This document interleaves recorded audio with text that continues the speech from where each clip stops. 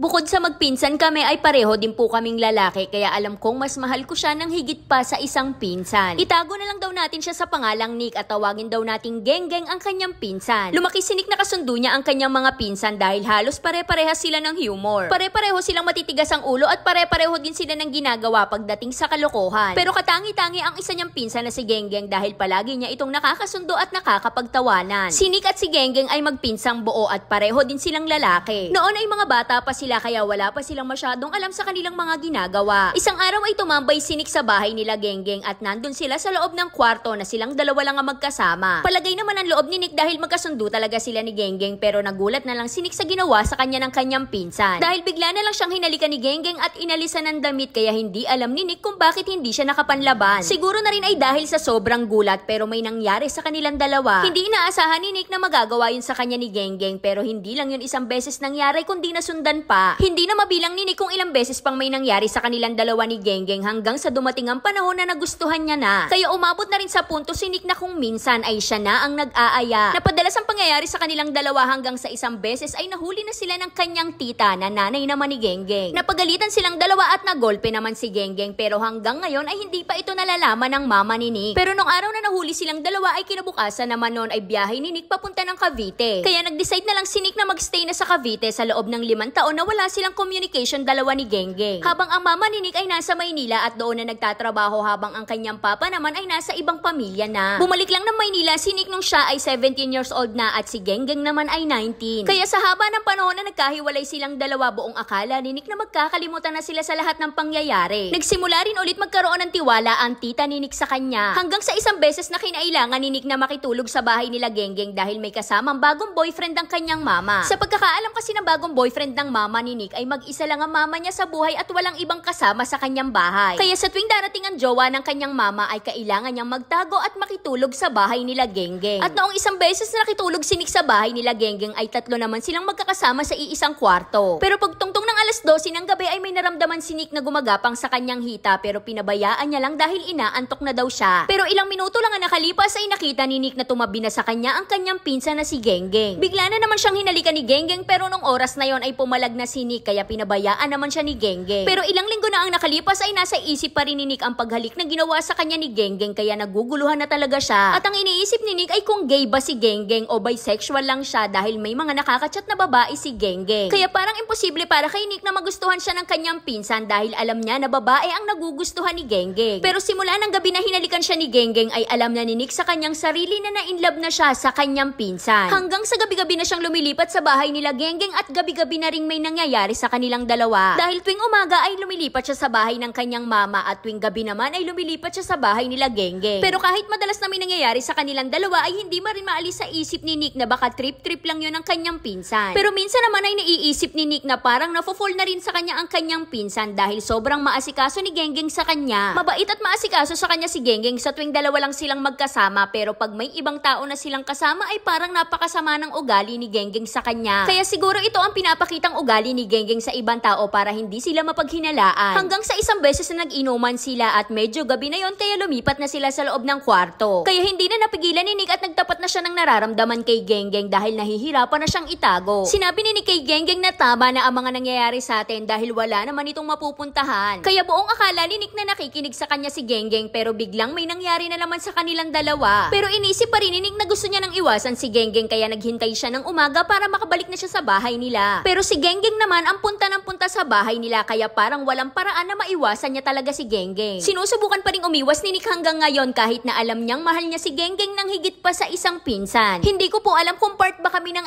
LGBTQ kaya hindi ko po alam kung bakit ganon. Kaya hanggang dito na lang Ate Charis. Walang naiwanan tanong para sa atin si Nick pero parang naguguluhan siya tungkol sa kanyang gender. Dahil parang hindi naman daw sila part ng LGBTQ pero na-inlove siya sa kapwa niya lalaki at sa pinsan niya pa. Kaya siguro ang masasabi ko lang ay aminin mo muna sa sarili mo at tanggapin mo kung ano ka. Dahil kung gusto nating tanggapin tayo ng ibang tao, tanggapin muna natin yung sarili natin. Dahil parang nasa in denial stage pa rin ang ating letter sender pero yung relasyon nyong dalawang magpinsan ay alam mo namang bawal. Nanonood din kasi ako ng mga video ng mga mga attorney na nagbibigay ng kaalaman tungkol sa mga magkakamag-anak na nagkakajawaan. At ayon sa kanila ay pwede pala kung malayong magkamag-anak, hindi pwede ang magpinsang buo. Kaya sikapin mo na lang sigurong iwasan si Genggeng at ituon mo na lang sa ibang boylet ang iyong atensyon. Sigurado may darating naman na tamang tao para sa'yo.